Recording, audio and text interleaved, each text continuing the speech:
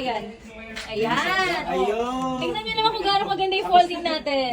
Tulak na lang din, oh. Oo, yan. Pwede talaga sa kotse, sa bus, sa train, di ba? Yung mga nagko-commute, pag pagod na kayo, ayan, pwede. Ayan na guys! Lumapag na din ang ating isa pang folding. Kung makikita nyo yung style niya, grabe oh. Ang ganda ng color.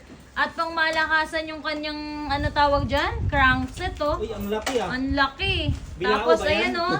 Naka-Shimano na din ba siya? Hindi na plato yan, mama. Bilao na. Shimano Torni. Shimano Torni na guys. Ang ganda ng specs niya. At kung makikita nyo, ayan oh, ito yung pinaka ng battery niya oh. Yan. Nasa seat post. Ito yan, ayan. Ang angas, diba? Yung seat post mo, battery.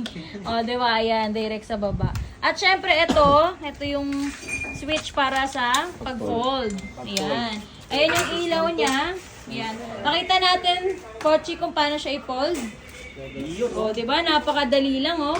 Kaganyanin mo lang siya para i-fold. Oh, yan. Ganun siya kadali. Ayan. Ganyan siya kadali. Basic lang. Siyempre sa gitna, ayan. Ayan. Oh. Ayun. Tingnan nyo naman kung gaano kaganda yung folding natin. Tulak na lang din, oh. Oo, yan. Pwede talaga sa kotse, sa bus, sa train, di ba? Yung mga nagko-commute, pag pagod na kayo, ayan, pwede.